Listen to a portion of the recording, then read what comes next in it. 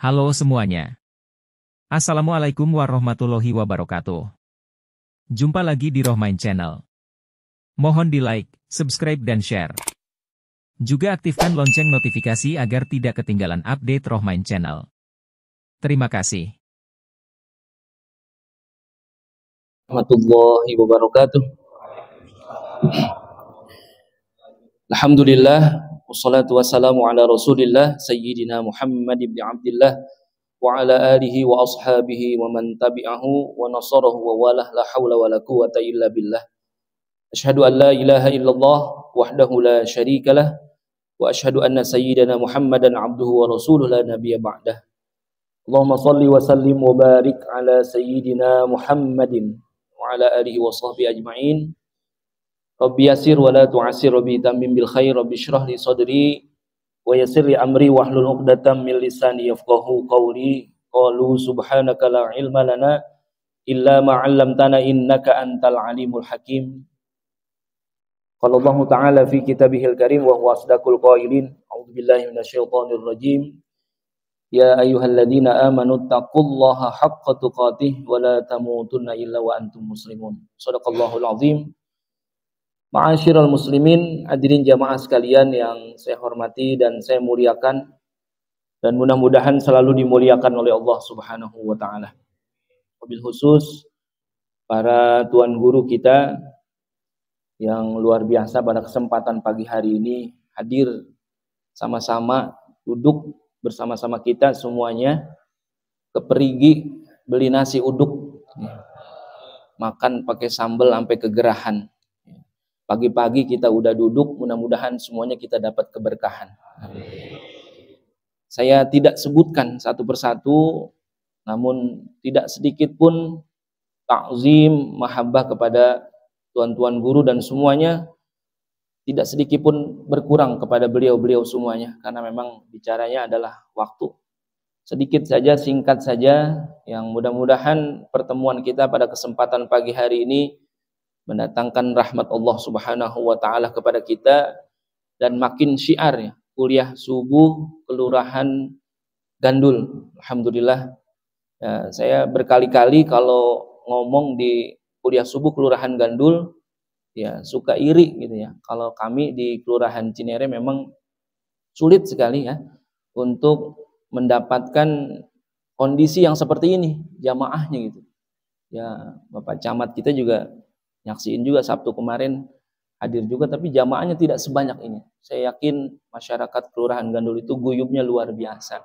Ya, tapi kita nggak boleh pernah berhenti terus ya. Kita ajak sama-sama duduk silaturahim gitu ya. Tapi ketika kita udah ajak juga ya cincau gulali laksa gitu ya. Dijual di pasar kain. Kalau kagak mau jangan dipaksa ya, cari aja yang lain kan gitu. Kita ajak lagi yang lain kan gitu. Tapi sampai hari ini pun ya informasi yang kami dapatkan ya alhamdulillah hari ini juga kita dihadiri oleh Bendahara Umum MUI Kecamatan Cinere. Gitu, alhamdulillah, mudah-mudahan beliau bawa duit ini gitu ya. Kan bendahara biasanya bawa duit ya. Ya bisa hadir di tengah-tengah kita semuanya, dan ini juga semuanya ya saya yakin adalah bagian daripada bagaimana masyarakat kita lebih guyub lagi dalam perihal urusan-urusan agama. Alhamdulillah tadi guru kita sudah menyampaikan ya, kemarin juga saya di WA oleh pengurus katanya suruh hadir juga. Memang di Sabtu subuh memang biasanya kami di Andalusia ada kajian juga memang yang sudah beberapa tahun kita laksanakan di sini. Semalam saya udah WA juga dengan Ustaz Salah ya. Artinya saya pengennya apa yang saya sampaikan itu nyambung dengan apa yang tadi disampaikan juga sama beliau. Udah diterabas semua sama dia semua. Ya udah, seharusnya ya jadi saya udah nggak ada yang bisa saya sampaikan lagi. Tapi sedikit saja saya tambahkan. Kalau tadi di poin yang kedua yang beliau sampaikan ketika a'addalahul ijabah, ketika bicara tentang doa Allah itu sudah menyiapkan bagaimana doa-doa kita itu diijabah oleh Allah Subhanahu wa taala. Karena memang tadi surah Al-Mu'min ayat 60 itu dikatakan ud'uni astajib lakum. Ya. Ini memang janji Allah. orang kalau kita banyak-banyak berdoa kepada Allah Subhanahu wa taala, harapan-harapan kita, keinginan kita itu kita tuangkan di dalam doa-doa kita. Mudah-mudahan harapan, keinginan kita itu semuanya dijabah oleh Allah Subhanahu wa taala. Dan kita harus yakin itu. Tapi memang tadi itu ada sedikit tambahannya yang ketika beliau sampaikan ada seorang sufi ya, Ibrahim bin Adham gitu ya. Jadi kalau disebutkan Ibrahim bin Adham itu aslinya adalah orang Mesir ya. Tapi beliau itu tumbuh besar dan berdakwah di kota Basrah. Ya, dulu kan ada dua kota besar ya yang disebutkan dalam ulama-ulama nahwu itu. Kalau kita baca kitab-kitab nahwu pasti ada pendapat menyatakan indal basoriyin wa indal kufiyin. Ternyata ada dua kota besar yaitu Basrah dan Kufah. Itu adanya di Irak, Pak. Ya, tapi kalau kita sekarang nyari Basrah sama Kufah di Irak udah nggak ada. Karena emang udah luar biasa ya. Basrah sama Kufah itu memang dihancurkan karena memang pusat peradaban Islam ketika itu ada di Basrah dan Kufah. Dan perkembangan ilmu kesusastraan Arab itu ada di Basrah dan Kufah. Nah ini Imam Ibrahim bin Adham itu tinggalnya di Basrah. Jadi kalau kata tadi Ustadz Solah mengatakan ya dalam penjelasan tentang berdoa kepada Allah Subhanahu wa taala itu pasti diijabah. Ternyata memang Ibrahim bin Adham itu pernah diprotes, Pak. Orang-orang Basrah ketika itu protes kepada Ibrahim bin Adham. Karena Ibrahim bin Adham seringkali menyampaikan kepada orang-orang Basrah ketika itu, apapun keinginan kita, maka tuangkanlah lewat doa-doa kita. Ya bahkan di sana ada yang mengatakan kullu kalamin du'aun gitu ya. Setiap perkataan kita itu bisa jadi doa. Makanya kalau bicara kita seorang yang beriman, apa-apa yang keluar dari mulut kita, ya kita harus jaga lisan kita, jangan sampai ketika ada kata-kata yang kita keluarkan ternyata itu adalah bagian daripada doa, lalu ada malaikat, lalu diijabah doa-doa kita. Padahal itu hanya perkataan biasa. Ini malah pentingnya kita untuk menjaga lisan kita. Nah ini ternyata orang-orang Basrah begitu luar biasanya sami'na wa ata'na, gitu ya. Mendengarkan begitu taat kepada ulama. Ya. Ini kan kondisi masyarakat kita sekarang itu memang agak sulit juga ya. Karena makin berkembangnya teknologi dan lain sebagainya gitu ya. Ada orang-orang yang kadang-kadang bicara tentang ulama ketika menyampaikan segala sesuatunya, kita kadang-kadang masih ada yang ragu tuh di dalam hati kita. Gitu ya. Banyak keraguan padahal orang-orang tua kita dulu ya tanya dah guru-guru kita yang pada mondok ya, yang pada di pesantren gitu. Nah, saya yakin ya Ustadz Anbiya ya kemarin Ustadz Anbiya dapat salam tuh dari Kiai Zuhri. Kemarin kebetulan saya waktu berangkat ya didampingi sama Kiai Zuhri, dianterin sama Kiai Zuhri. Kiai Zuhri banyak cerita juga tentang Ustadz Anbiya. Ini luar biasanya juga. Tapi kita lihat orang-orang yang begitu luar biasa di pondok, yang pesantren, ketika sami'na wa ata'na sama guru-guru, nggak pakai banyak nanya apa yang guru sampaikan, ini luar biasa juga. Tapi sekarang ini kita udah banyak bergeser gitu ya. Ketika guru ngomong, ketika guru itu menyampaikan sesuatu tentang kebaikan, kadang-kadang dalam hati kita masih ada keraguan. Nah ini orang-orang Basrah nggak pernah ada keraguan, Pak. Ketika Ibrahim bin Adham itu bicara, apalagi bicaranya lewat hujahnya yang kuat, dengan dalil Al-Quran, hadis dan lain sebagainya. Mereka samina wa ata'na. Pokoknya apa yang disampaikan oleh Ibrahim bin Adham, itu orang-orang Basrah senantiasa laksanakan. Bahkan sampai puluhan tahun ya. Jadi dalam riwayat itu, Ibrahim bin Adham pernah menyampaikan kepada penduduk Basrah tentang bagaimana seorang yang beriman itu menyampaikan keinginan-keinginan itu lewat doa-doa mereka. Ternyata, tadi yang disebutkan oleh Ustadz Salah, itu kan baru dua gitu ya. Padahal ya Ibrahim bin Adham itu kan menyampaikan kepada penduduk Basrah dalam riwayat itu bi asyrati asya gitu. Jadi ketika orang-orang Basrah itu berdoa kepada Allah Subhanahu wa taala, mereka itu yakin dengan apa yang disampaikan oleh Ibrahim bin Adham. Lalu karena penduduk Basrah itu adalah manusia biasa, begitu juga dengan kita mungkin. Kita kalau berdoa kepada Allah, doa yang senantiasa kita baca, doa yang senantiasa kita lantunkan, Tapi dalam hati kita kok doa-doa saya ini kok belum diijabah juga sampai hari ini misalkan. Kan ada doa yang paling luar biasa sama kita ya, doa sapu jagat itu ya. Yang selalu kita baca, bahkan ketika kita doanya sendiri tapi domirnya nggak sendiri tuh. Ya. Doanya sendiri tapi domirnya domir nahnu tuh. Rabbana atina fid dunya hasanah wa fil akhirati hasanah wa qina adzabannar. Itu selalu doa kita baca. Tapi kalau kita teliti kira-kira ketika kita minta kebaikan dunia dan akhirat, bisa jadi ada orang-orang yang merasakan bahwasanya dirinya kok saya minta kebaikan dunia sama akhirat sampai hari ini kayaknya dunia saya belum baik ini. Gitu ya. Akhirat saya juga belum baik. Kira-kira bagaimana? Apakah salahnya itu di doanya atau yang salah itu adalah ayat Qur'annya yang Al-Mu'min itu menyebutkan ud'uni astajib lakum, dan ini pun dialami oleh penduduk Basrah ketika itu. Makanya ketika tadi Ibrahim bin Adham itu nemuin, ya bertemu dengan penduduk Basrah, ternyata emang penduduk Basrah itu sengaja mendatangi Ibrahim bin Adham untuk demo, ya, protes gitu. Datang kepada Ibrahim bin Adham, wahai Ibrahim bin Adham, ini yang salah doa kami atau ayat Qur'annya yang disampaikan kepada kami? Katanya ud'uni astajib lakum. Katanya kalau yang namanya doa udah pasti diijabah. Kok sampai puluhan tahun kami berdoa, ternyata doa-doa kami belum diijabah oleh Allah Subhanahu wa taala. Apa yang menyebabkan ini? Kalau tadi disebutkan, makanya kan Ibrahim bin Adham itu berhujah lagi. Ya, ini makanya ketika ada perihal yang dihadapi di masyarakat kita, ya emang tantangan para guru kita sekarang itu untuk menjawab permasalahan-permasalahan umat itu lebih kompleks lagi dibandingkan permasalahan-permasalahan yang dihadapi oleh ulama-ulama zaman dulu, ya. Kayak sekarang ini Pak, mohon maaf ya, sampai hari ini pun ya permasalahan-permasalahan yang dihadapi oleh ulama-ulama kita itu berkenaan dengan masalah-masalah kontemporer itu juga makin banyak gitu. Ya, sampai terakhir kemarin Komisi Fatwa itu ya menyebutkan ya bahwasanya pengelolaan haji, ya dana haji di Indonesia kemarin difatwakan bahwasanya pengelolaan haji di Indonesia itu nggak boleh yang model begitu, haram katanya.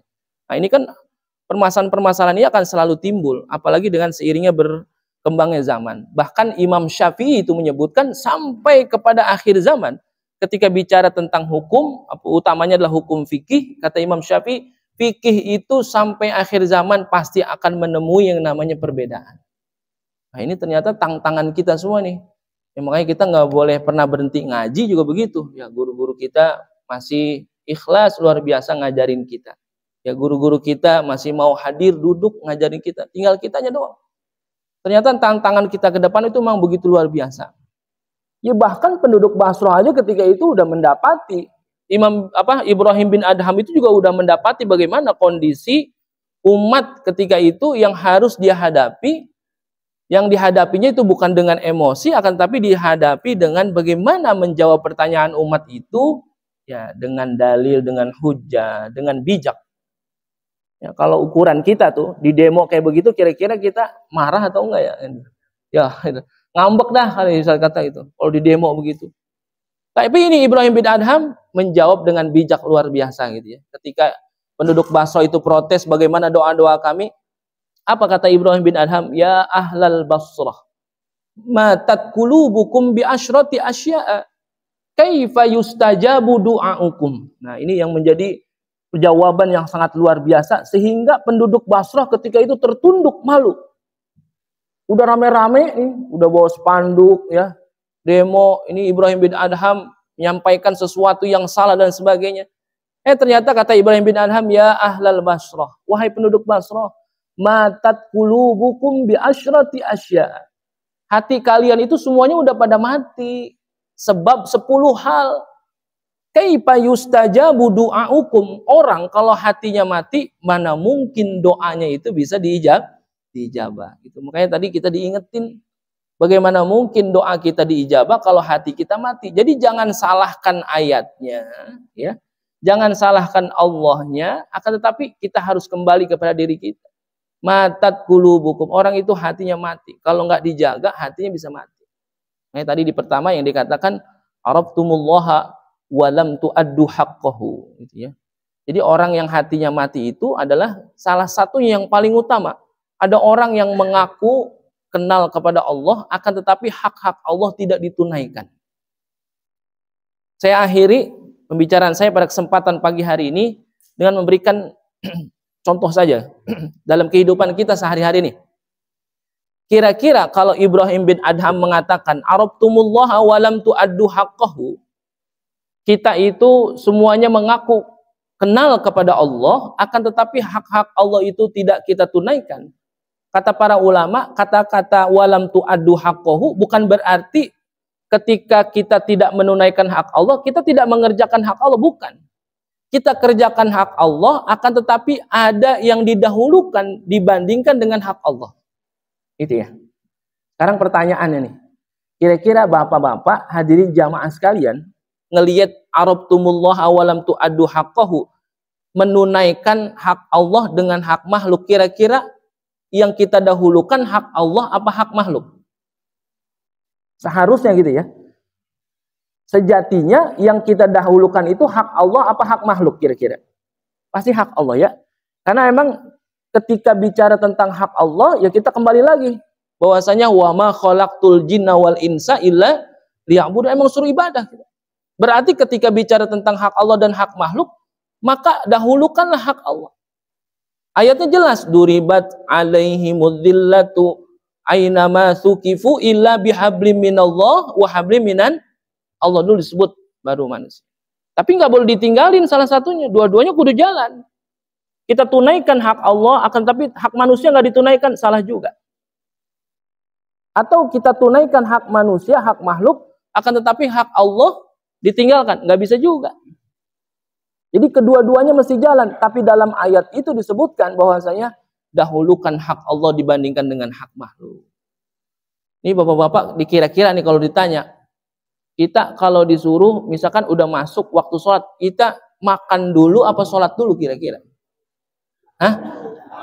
Kira-kira ini mana? Ya manusia, naluri kemanusiaan kita dah.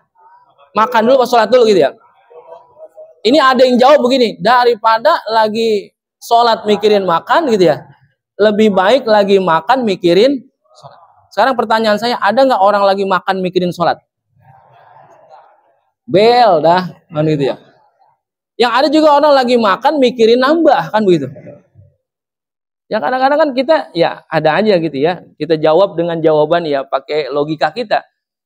Sholat dulu apa makan dulu? Memang ada beberapa hadis yang menyebutkan tentang ketika sudah disediakan makanan ya kita makanlah. Tapi dalam kesempatan lain, ya dalam kesempatan lain ya memang ketika Sayyidina Ali radhiyallahu an, ya menantu Rasulullah Shallallahu alaihi wasallam, sekaligus sahabat juga ya, bahkan ada kitab namanya Wasiyatul Mustafa gitu ya. Ada nasihat-nasihat khusus yang disampaikan Rasulullah kepada Sayyidina Ali. Ya karena memang bahwasanya disebutkan kata Nabi, ana madinatul ilmi wa aliyu babuha, kan gitu. Kata Nabi, aku adalah gudangnya ilmu. Sayyidina Ali itu adalah pintunya. Emang kedekatan Nabi kepada Sayyidina Ali itu luar biasa, dan kecerdasan Sayyidina Ali juga luar biasa. Nah, emang dalam satu kesempatan ya, ketika ditanya kita makan dulu apa sholat dulu, ini pernah terjadi sama Sayyidina Ali. Ketika Sayyidina Ali itu nanya kepada Rasulullah, masuk waktu sholat, Sayyidina Ali minta izin kepada Rasulullah untuk makan dulu, Pak. Dan ini diizinkan oleh Rasulullah ternyata. Nah ini jadi dalil juga maksudnya. Kalau ditanya ini makan dulu, pas sholat dulu, makan dulu. Orang Sayyidina Ali aja makan dulu, diizinin lagi sama Nabi kan gitu.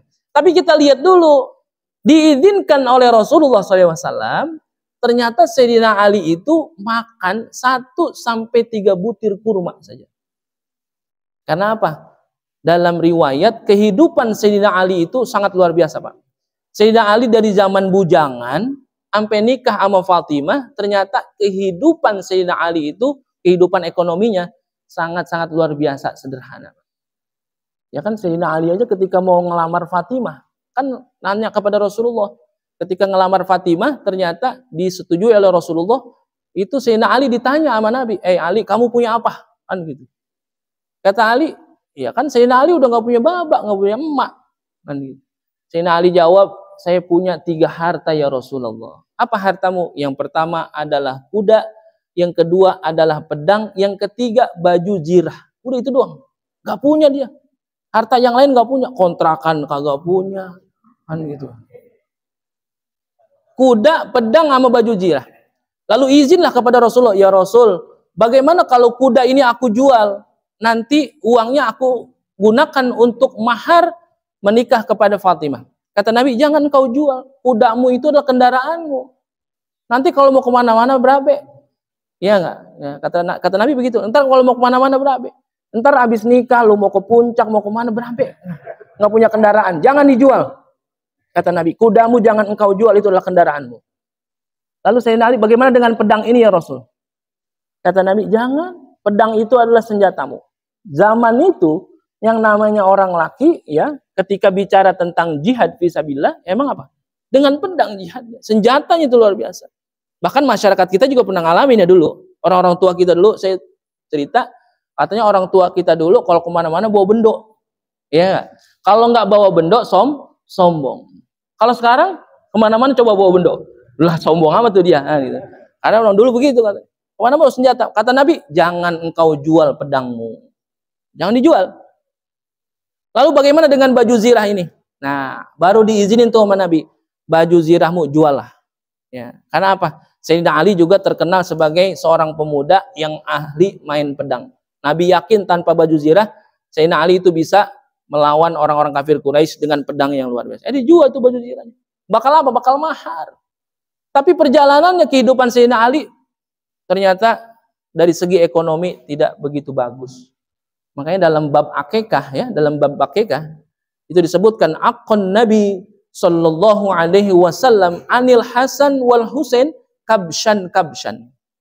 Jadi ketika Sayyidina Ali sama Fatimah punya anak Hasan sama Husain, yang akikahin Hasan sama Husain itu Nabi. Akon Nabi Sallallahu Alaihi Wasallam anil Hasan wal Husain kabshan.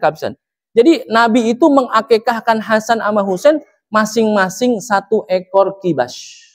Lah kan anak laki 2, bukan 1. Karena ketika itu Nabi cuma punya 2 kambing. Sayyidina Ali nggak punya. Makanya Rasulullah SAW ketika itu mengakikahkan cucunya, yaitu Hasan dan Husain yang paling dia sayang. Makanya jadi dalil juga nih, engkong boleh ngakikahin cucu. Ya, kalau anaknya nggak punya kemampuan untuk beli kambing, engkongnya boleh. Ya, kadang-kadang kan engkongnya semuanya ya, mulai dari nikahnya kan gitu, engkongnya dah. Ya, ntar bangkit dah kan gitu ya. Ya kan pernah gitu ya, engkongnya itu emang anaknya laki-laki atau atunya ya semua dari nikah apa semuanya ya engkongnya. Bahkan ketika anaknya mau lahir, cucunya mau lahir, kata engkongnya, "Tong, pokoknya nanti kalau anak lu lahir, anak lu yang namain gua," gitu kata engkongnya. Kata anaknya, "Lah, jangan Mbak, ini kan anak saya." "Lah kan lu semuanya gue yang modalin," katanya. Kata anaknya, "Biarin dah," katanya. Itu Pak, terjadi Pak. Ternyata orang tuanya saking pengen, yang engkong itu saking pengen yang namain anak ya dengan nama yang penuh kebesaran. Ternyata itu cucunya dikasih nama Izrail. Gitu. Iya, jadi cucunya dikasih nama Izrail itu.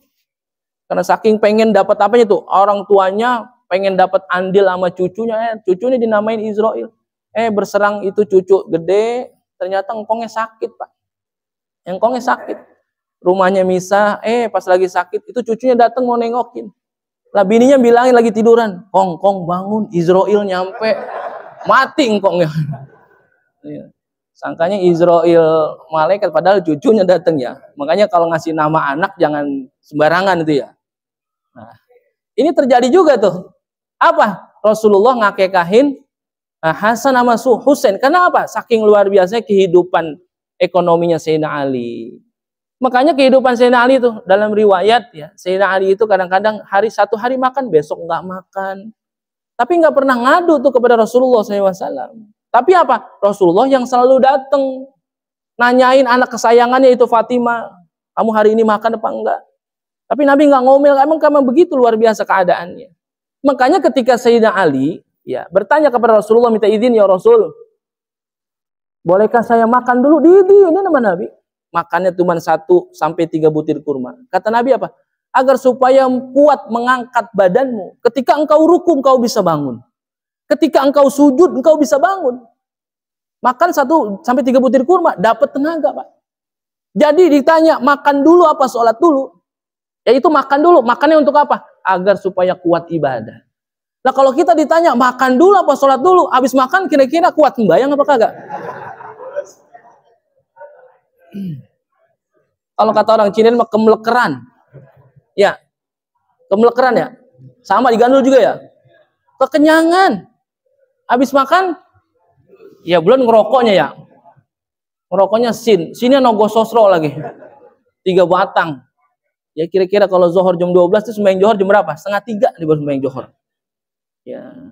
Nanti boleh ditanya tuh sama guru-guru kita ya. Kitab-kitab fikih kita itu kan ngajarin Pak. Bagaimana bicara tentang sholat di awal waktu. Ternyata emang sholat kita itu ada 7 waktu Pak. Zohornya 7 waktu tuh.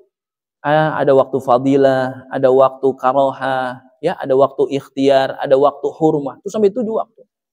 Itu dipilih, ya, disebutkan oleh para ulama agar supaya apa? Kita termotivasi.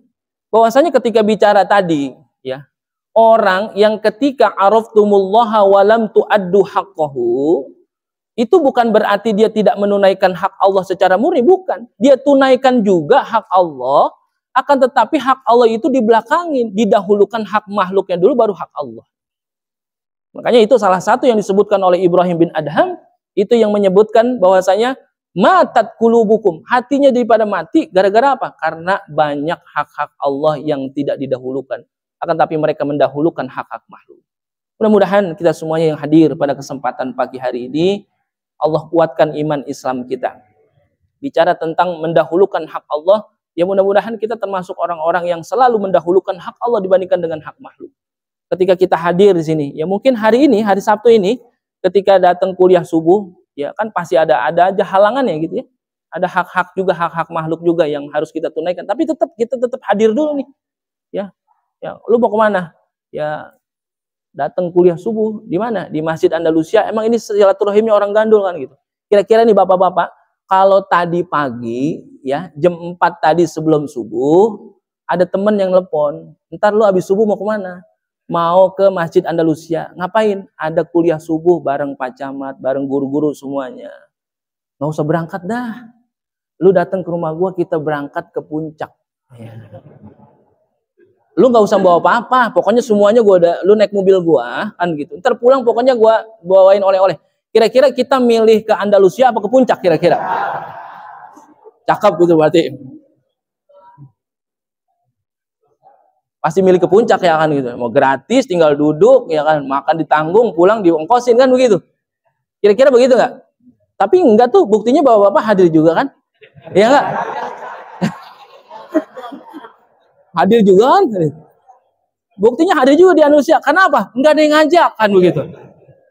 Ya, tapi nanti Ustaz Anbiya udah ngomong nanti di akhir kita mau jalan-jalan lagi katanya saja. Ini kali ini jalan-jalannya enggak ke apa namanya? Enggak ke GB, enggak ke mana. Ini katanya jalan-jalannya insyaallah kita ziarah, Pak. Ziarahnya ke makam Rasulullah sallallahu alaihi wasallam. Mudah-mudahan ini kita satu pesawat kita sewa, kita berangkat semuanya sama-sama kan gitu. Ya dasaran Ustaz Anbiya suka bawa orang umroh, ilokan kita kagak diajak kan gitu. Kalau kita nggak diajak, kita grembengin aja dia kan gitu. Ya, mudah-mudahan senantiasa sehat, senantiasa kita istiqomah semuanya. Mudah-mudahan ya silaturahim kita di kuliah subuh terus berjalan, dan ini kegiatan-kegiatan juga di tingkat kecamatan juga. Ya memang ini kalau nggak ada kegiatan di tingkat kelurahan, tingkat kecamatan tuh nggak ada apa-apanya kan gitu. Karena memang MUI kecamatan itu jadi kuat, kenapa? Ada kegiatan-kegiatan di tingkat kelurahan yang luar biasa. Salah satunya yang paling luar biasa kegiatan MUI itu adalah di tingkat kelurahan Gandul. Perlu apresiasi yang luar biasa. Saya rasa ini juga perlu diketahui juga oleh Ketua MUI kecamatan, bagaimana kegiatan di Gandul itu yang sangat luar biasa. Mudah-mudahan ini jadi motivasi buat kelurahan-kelurahan yang lain, ya. Termasuk ini Ustaz Arifin yang hadir pada ini, beliau mau studi banding juga nih ketika sini, lihat oh kondisinya begini ya. Mudah-mudahan ini jadi pelajaran buat kita semuanya. Terima kasih.